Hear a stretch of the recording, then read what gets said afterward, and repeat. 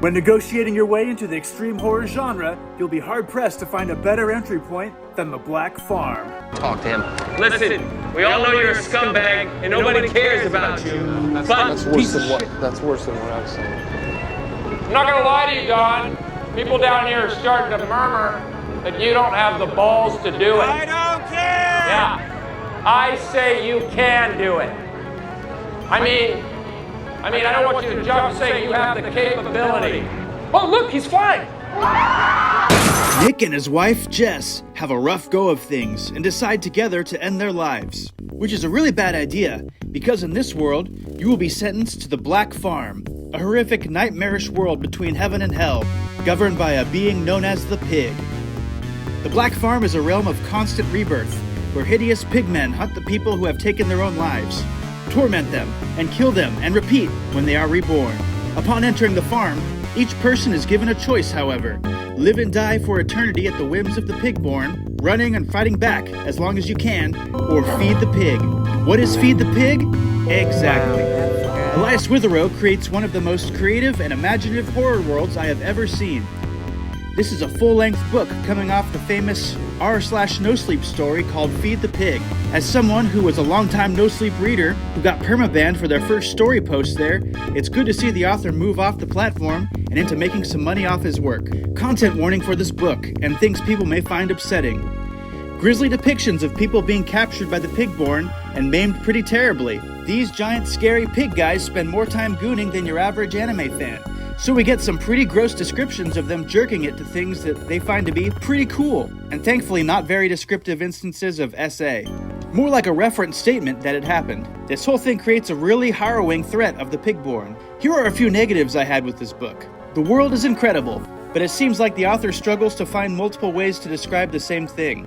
This can be distracting, as anytime Nick experiences heavy impact or a blinding pain, it is described the exact same way. Stars exploded. This happens frequently in the book and continues into the story's sequel. Although I think Black Farm is really good, its sequel I did not like. Don't do it! Some of the world's menace dissipates as Nick grows more crazed by his torments in the farm. The transformation from bumbling good guy to axe-wielding edgelord is a little sudden, but in the long run, I actually like it. We are getting into light spoilers, folks, just enough to give you a bigger picture of what you are in for when you pick this book up. It's a 4-star book, good horror, top-tier imagination. Check out the description of this fantastically hellish world. Instantly, cold rain assaulted my vision, and I raised a hand to shield my eyes. I heard the door close behind me, but paid no attention to it. What lay before me defied any sense of understanding, and I felt my breath leave my lungs like a hurricane. To my right was an impossibly massive industrial building. Its size dwarfed me, as my eyes roamed the hundreds of feet it occupied. It was structured like a barn, but the red wood was interwoven with sections of black steel. It was as wide as it was tall, towering towards the gloom above and scraping the heavens. An array of spires extended from the roof of the structure, wide and circular. Billowing from the towers were great plumes of dark smoke, lazily exhaling from the open ducts and disappearing into the overcast sky. Coiled around the smokestacks were titanic slabs of pink organic matter. As I squinted, I realized that it appeared to be human flesh, slotted gills cutting into the twisted abominations. At the ends of the snake-like creatures were elongated human heads, their jaws protruding from their disjointed faces like a dog. The eyes in each head were completely wide, tainted only by bloodshot spiderwebs that spread like lightning across the cue ball. Their skulls were devoid of hair, and their nostrils flared in the rain like twin caverns. The size of them almost stopped my heart as I watched them writhe and thrash in the storm, never detaching from their spires. I followed their fleshy tube-like bodies and saw they protruded from the walls of the giant barn. The sound of clashing metal and blazing furnaces echoed across the muddy plains toward me, and I thought I could hear a scream of my fellow humans. That has to be where the pig is, I thought to myself, chest thundering. I tore my eyes away as I was met with an expanse of dirty plains, the grass dead eroding from the soggy soil. In the distance, I could make out other shambled structures, smaller than the barn, but impossible to tell for sure. To my left was a wooden fence, sloppily constructed and running along the length of a thick forest.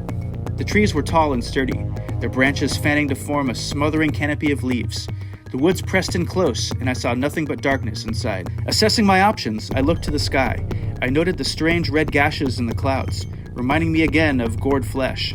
The strands of maroon drool hung from the eerie edifices, dancing in the wind like tattered fabric. If you are a big fan of theology like I am, this book has some bizarre conceptual ideas about God and the afterlife. But that's part of the fun. For one, God in this story is neither omnipotent nor omniscient. In the second book, you actually get a conversation with the bumbling deity who couldn't figure out what to do with people who took their own lives. Go figure. Also, after reading Feed the Pig, the original No Sleep story, Nick is actually the slithering creature that bites the main character's leg at the beginning of that No Sleep story. Neat little fact. For anyone seeking to get into the extreme horror genre and get a feel for the more unhinged and gruesome elements of horror, this book is great. Personally, I start to get turned off by a book if it goes much farther than this. As long as you like supernatural horror, you will love the imaginative world and horrifying imagery. Thank you for watching, folks, and leave more book suggestions in the comments. See you next video.